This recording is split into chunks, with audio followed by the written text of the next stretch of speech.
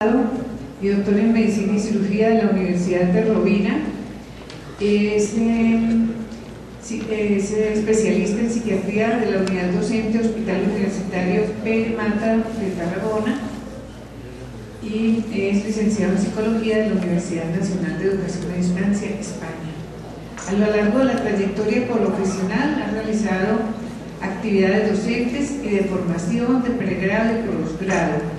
Su línea de investigación y estudio incluyen las drogodependencias y la patología dual.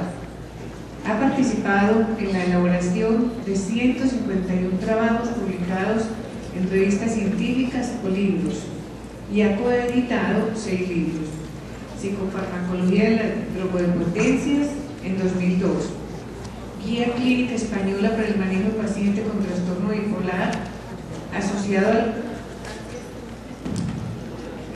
al uso de sustancias adictivas, patología dual en 2006, Consenso sobre el consumo de cannabis de la Sociedad Española de Psiquiatría 2007, Guías clínicas socidrogalcohol basadas en la evidencia científica, Opiáceos en 2008, Recomendaciones de expertos socidrogalcohol en el manejo clínico del paciente con patología dual 2009, y Protocolos de intervención en esquizofrenia dual de la Sociedad Española de Patología Dual en 2010.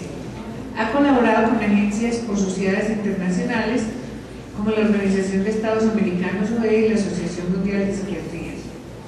En la actualidad, el doctor Rosero es profesor asociado de Psiquiatría de la Universidad Autónoma de Barcelona y coordinador del Ambulatorio de Drogodependencias CAS del Servicio de Psiquiatría del Hospital Universitario Valdebron, Barcelona. Desde el año 2008 es vicesecretario de la Sociedad Española de Patología Dual y desde el año 2011 es vocal de la sección de Dual Pathology, Dual Disorder de la WPA, de la Asociación Mundial de Psiquiatría. Con ustedes el doctor Rosero.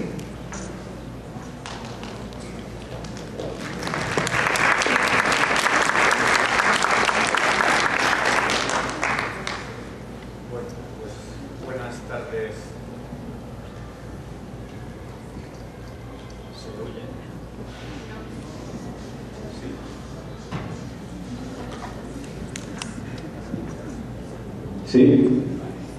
Bueno, creo que ya superado el problema técnico.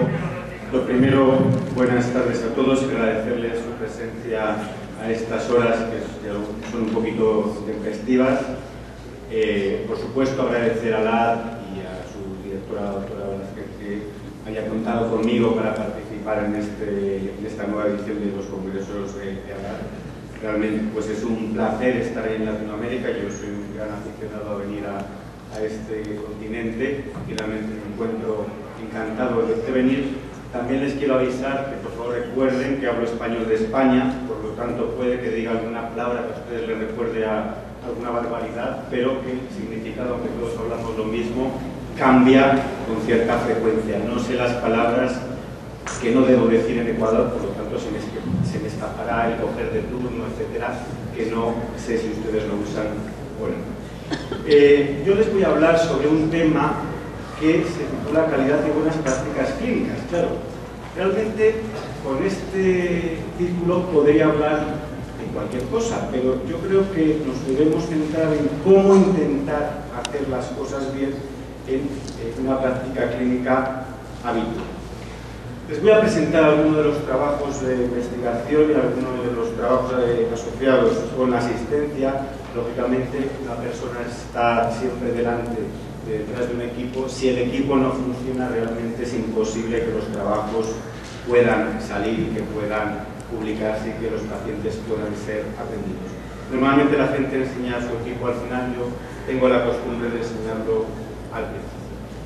Este es mi centro de trabajo, o una de las sedes del centro de trabajo. Como ven, es un ambulatorio que estamos enfrente del hospital. En el momento en que tenemos los cristales limpios, que se ve el hospital que está a 10 metros. Intenten mantener esta imagen, o esta, que es la entrada, en su retina, porque luego les volveré a enseñar otra diapositiva, otras diapositivas al final de la Bueno, cuando hablamos de calidad y de buenas prácticas, ¿de qué hablamos? ¿Adicciones? ¿En qué ámbitos? Antes de empezar a hablar de lo que es las buenas prácticas, la excelencia, de cómo intentar hacer bien las cosas, querría recordar 4 o 5 ideas acerca de qué y cómo se debe atender a las personas adictas. Realmente, una de las ideas básicas es que debemos adaptarnos al paciente. Los recursos psicológicos, médicos, psiquiátricos y sociales deben estar pensados y centrados en el paciente. Bueno, ¿esto qué supone? Intentar individualizar los tratamientos, intentar normalizar la asistencia. Son pacientes a veces complicados, pero realmente a veces son menos complicados de lo que nos pensamos. Tener una cartera de servicios amplia. Esta referencia o estas ideas las he sacado del Plan Nacional sobre Drogas en España, pero realmente otras instituciones, como pueden ver aquí en Naila, ya plantea que no hay un único tratamiento que sea eficaz para todos tipos de pacientes. Por lo tanto, debemos tener cierta plasticidad cerebral para adaptarnos a lo que el paciente necesita y, como luego les comentaré, preguntarle al paciente qué es lo que cree que necesita. Y todo nuestro funcionamiento pues, debe estar basado en las evidencias, en los conocimientos científicos desde el punto de vista psicopatológico, psicofarmacológico. Debemos estar leyendo y estudiando y conociendo hasta qué punto la ciencia aclara cómo funciona el cerebro y en este caso el cerebro enfermo, que es el de las personas que tienen un problema en cuanto a la dependencia.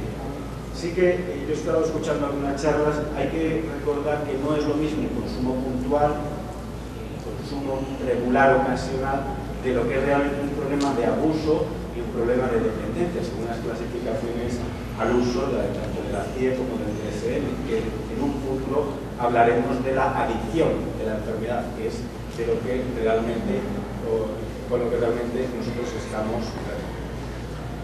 La adicción, nos guste o no nos guste, pero desde el punto de vista filosófico, las evidencias neurocientíficas cada vez apuntan a que hay un grupo de pacientes que es una enfermedad que para ellos la adicción es una enfermedad crónica y en el que hay procesos de recaídas. Por desgracia, el curamiento, la recuperación de la adicción es muy extraño, es poco frecuente que se produzca de una manera lineal. Normalmente damos 3 pasos para adelante, 1 para atrás, volvemos hacia adelante, etc. Bueno, la cronicidad implica una mentalidad distinta a la quirúrgica. De aquí a ahora vamos a solucionarlo. Si no tenemos una persona con problemas de consumo descontrolado, de consumo que le está generando otros problemas incluso mentales, porque tenemos que plantearnos la adicción como una maratón, no como un... Y para atender este maratón es importante otra de las ideas que ya ha salido en la sala, que es el equipo multidisciplinar.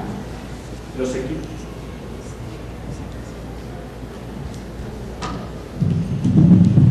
Voy a intentarlo así, que yo creo que efectivamente es mejor.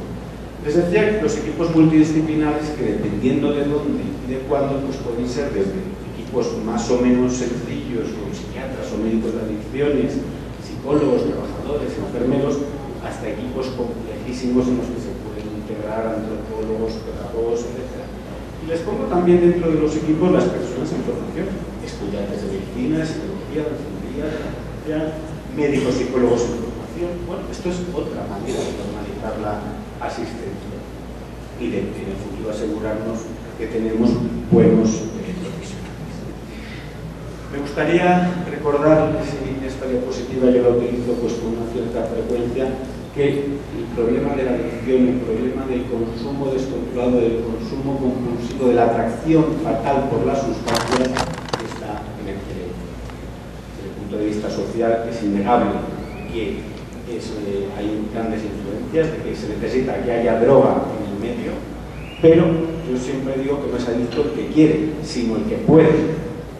Realmente hay personas que sabemos, el problema es que todavía no sabemos clasificar exactamente quiénes sí y quiénes no, pero sí, todos conocemos personas que en alguna ocasión han tomado cocaína, han probado la heroína, que toman alcohol una vez cada 3 meses y no tienen el más mínimo problema. ¿Quién va a poder hacer eso? ¿Quién no? Pues realmente diferencias genéticas y diferencias neurofisiológicas y diferencias de mucho tipo, pero que su fundamento y su base está en el cerebro. Nosotros vamos a tratar a las personas que tienen problemas de detención. También hay que decir, y siguiendo el refrán castellano, que el que, así que la consigue, el que tiene poca vulnerabilidad, el que no está predispuesto, si lo intenta mucho, los humanos a veces somos muy tozudos y muy cabezotas, pueden llegar a desarrollarla ahí. Bueno, por lo tanto, calidad, buenas prácticas.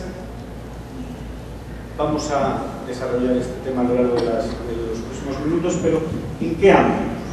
Yo les planteaba que la asistencia al adicto incluye múltiples dispositivos, tanto ambulatorios, unidades de ingreso de desintoxicación, de patología dual, comunidades terapéuticas, muchos de ustedes trabajan en comunidades, pisos protegidos, talleres protegidos, etc. Realmente es una cadena, una red que es difícil que si quitamos una parte se puedan hacer los tratamientos correctamente. Pero, verán, estoy ahora estudiando mi opinión, el tratamiento del paciente adicto debe pivotar sobre lo que es el tratamiento ambulante. Vienen unas consultas externas, viene un ambulatorio específico, bien dentro de una unidad de psiquiatría, bien dentro de una unidad de atención primaria, depende en cada país y en cada sitio de los recursos con los que se trata. Hablábamos del ámbito, ¿a qué me refiero cuando les planteaba el tema de la calidad de las buenas pacientes? Bueno, pues a intentar una excelencia asistencial, a intentar tener una buena cartera de servicios. Y ya les anticipo que todo lo que yo les voy a contar es imposible tenerlo en el mismo sitio, desgraciadamente. Quizás les voy a exponer una carta a los reyes, una carta de deseo de todo lo que sería. Cuando hablamos de excelencia asistencial, pues hay tres parámetros que se pueden utilizar para medir los resultados en cuanto a la adicción, la calidad de vida que logramos de nuestros pacientes. También incluye un parámetro que quizás no parezca tan relacionado con la excelencia, que es la formación del equipo, como luego les intentaré justificar. Cuando hablamos de los resultados, posiblemente es lo que todos pensamos cuando nos preguntan: ¿este programa es bueno, es malo, es regular? Resultados en cuanto a los consumos, resultados en cuanto a las complicaciones, quizás de esto pensamos un poquito menos, resultados en cuanto a la adaptación del paciente. Consumo me refiero pues a que el paciente se recupere, consuma o no, en cuanto a que llegue a desarrollar una vida familiar, una vida laboral, una vida, digamos, más o menos estándar, y les quiero integrar la idea de tanto por ciento de recuperación.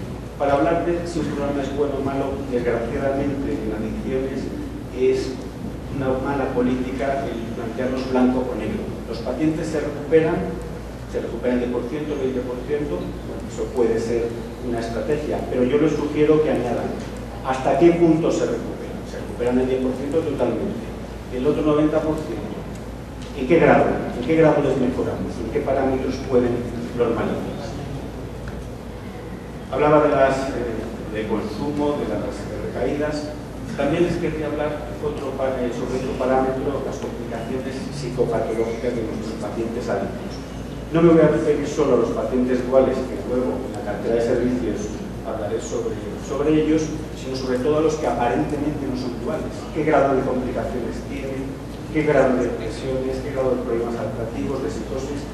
La cuestión de la psicosis en los cocainómanos es un tema que a nosotros nos apasiona. Tenemos hecho algunos trabajos que en el Congreso de la Paz de Argentina pues les presentaré. Pero bueno, es un parámetro indirecto para ver si estamos haciendo bien las cosas. ¿El paciente vuelve a tener episodios psicóticos? ¿Sí o no?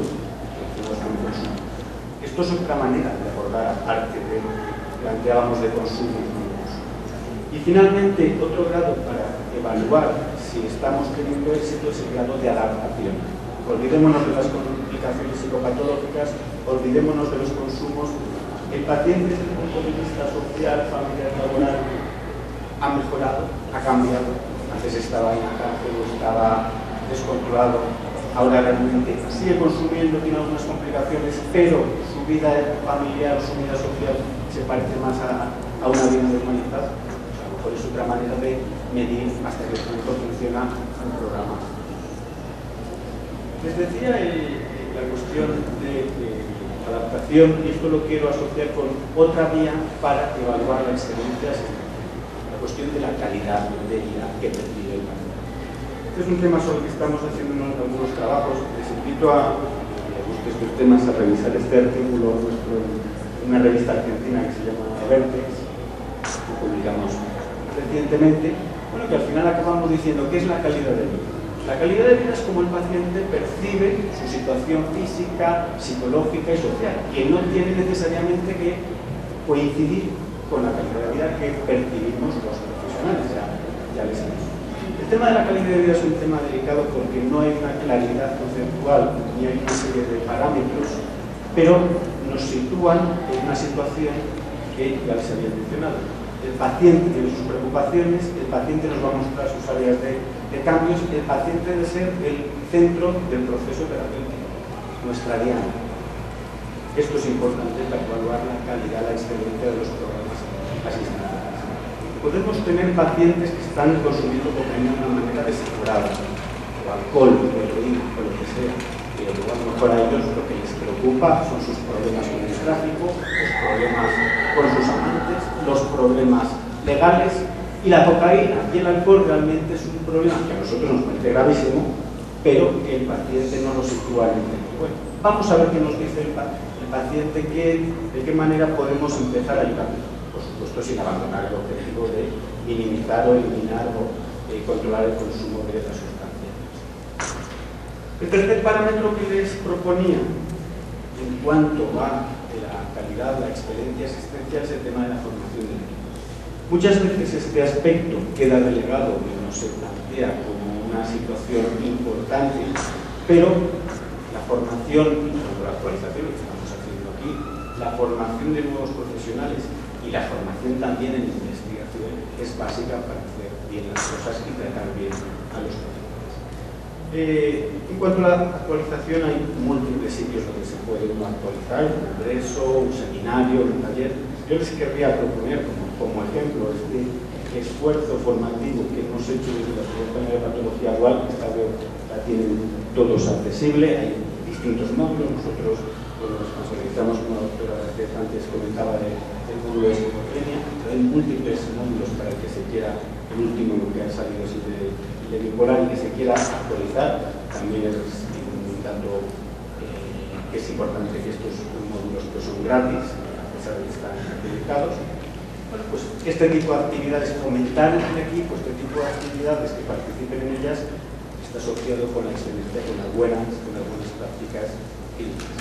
Y finalmente, otro aspecto que no se puede hacer, esto se lo digo ya desde aquí, igual en todos los sitios y con la misma intensidad, son los programas de investigación. Lógicamente, la investigación, la formación en un hospital universitario, en un centro ambulatorio asociado a universidades, pues va a tener unas capacidades distintas de lo que es una unidad ambulatoria, una comunidad terapéutica de perfil privado. Pero como ven, las posibilidades que tenemos desde la fisiopatología, desde los condicionantes genéticos, psicosociales, marcadores biológicos, psicoterapias, en fin, hay muchas situaciones que se pueden llegar a investigar y que pueden ser útiles de cara, primero al equipo y luego de cara a nuestros pacientes y en último término de cara a la ciencia.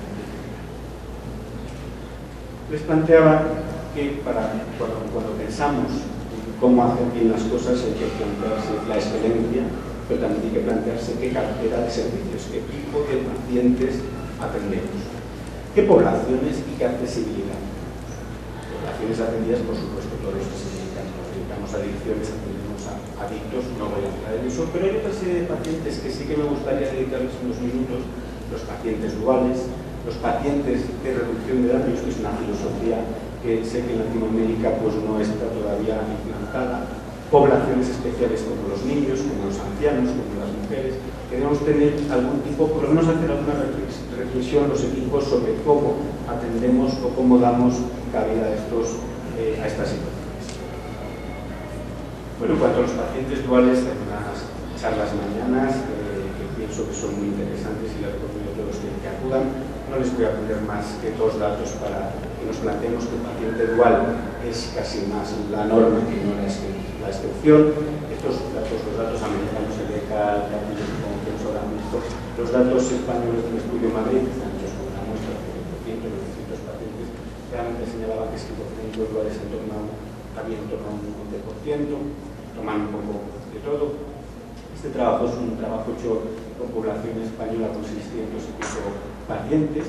Bueno, lo que veíamos es que pacientes que iban a programas de mantenimiento con agonistas opiáceos, la metadona fundamentalmente, porque la buprenorfina todavía estaba empezando, que el 70% tenía otro trastorno mental, ansiedad, depresión, el sueño, había unas diferencias en función del género, pero eso no es todo.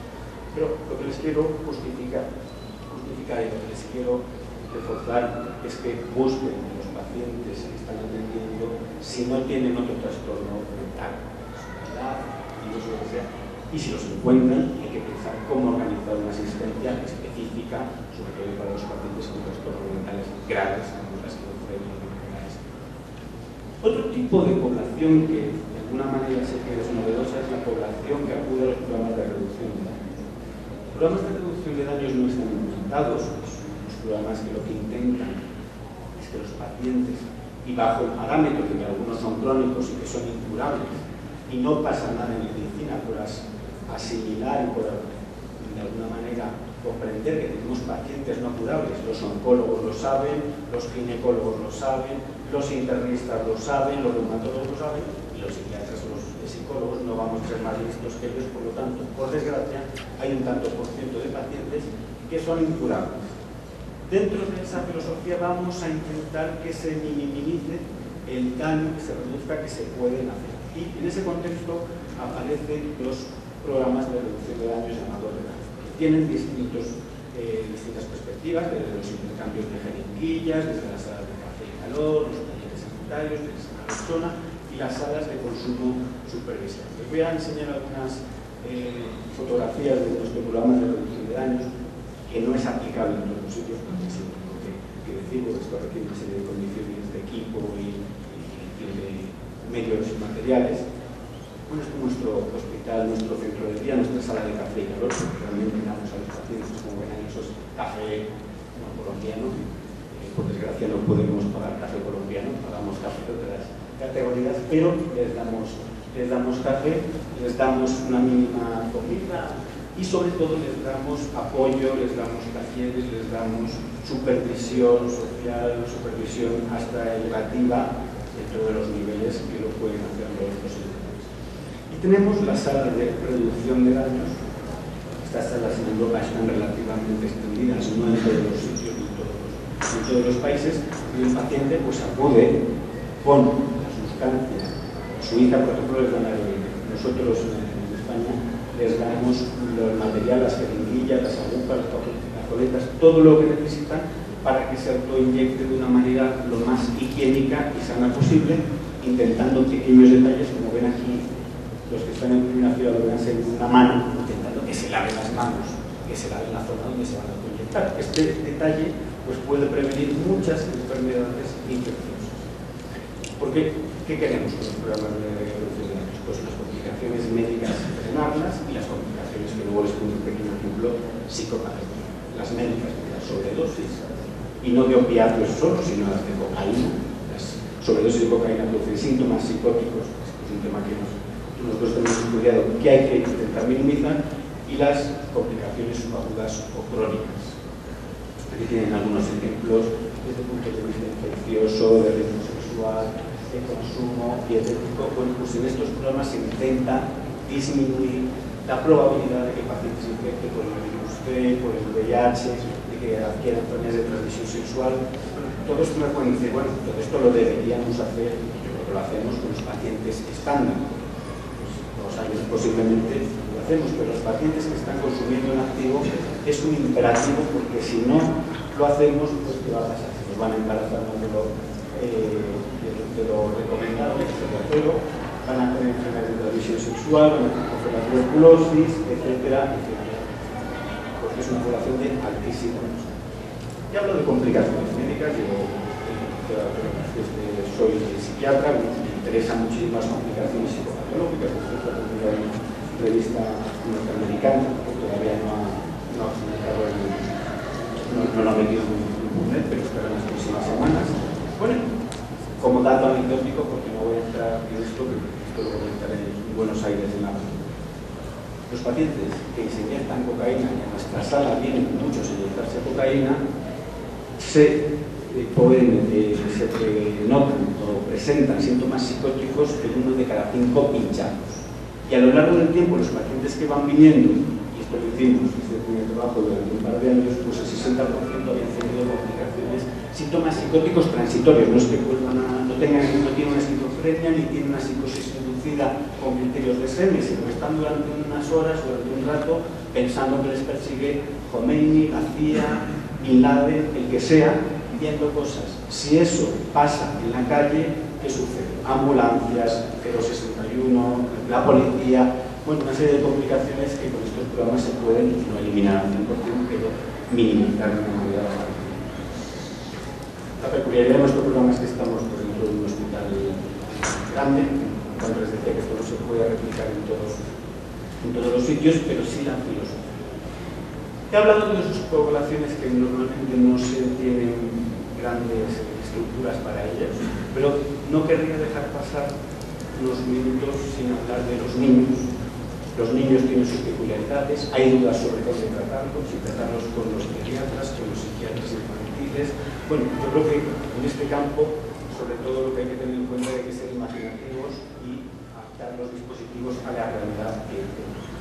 Y otra población a la que se le hace poco caso, por lo menos en España, desde el punto de vista de Europa, tampoco hay grandes esfuerzos, es en los ancianos.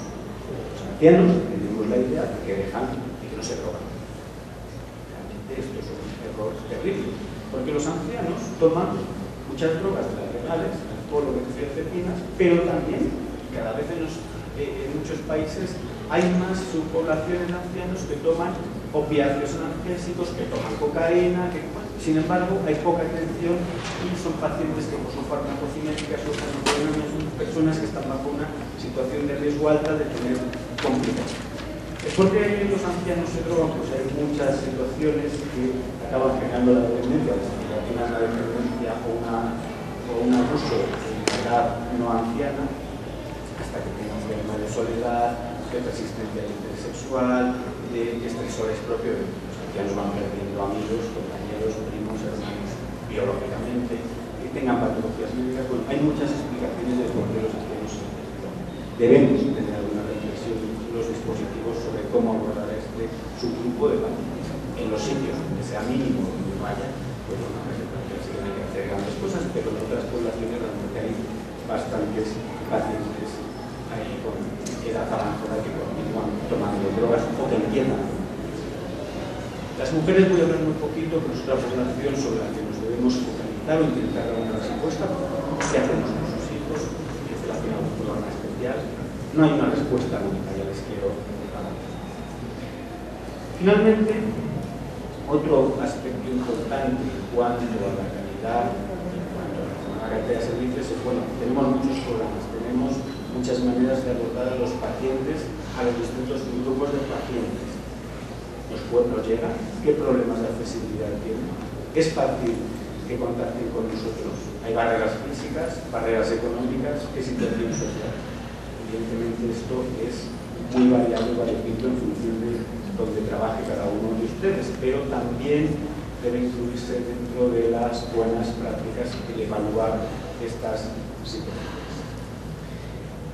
Llevo hablando pues en torno a unos 25 o 30 minutos y bueno, me pueden decir ¿cómo integramos todas estas ideas, que seguro que hay alguna más, en el sentido de ejercer con una calidad, unas buenas prácticas. ¿Cómo se puede integrar todo esto? Realmente, yo ya les empecé diciendo que tener todos los recursos es muy complicado. Es muy difícil a la vez atender niños, a ancianos, a una específica, mujeres, pacientes de reducción de años, duales.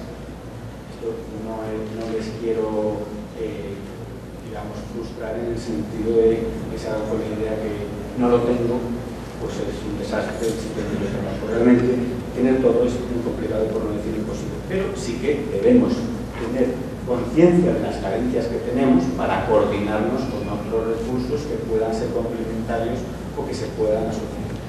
En ocasiones los otros recursos se ven como competidores, se ven casi como enemigos. En España algunas anécdotas tenemos de la red de salud mental general con la red de drogodependencias, que afortunadamente pues cada vez vamos trabajando en el mismo sentido, pero hubo puntos históricos en los que prácticamente no se hablaban los profesionales de una red con los de otro.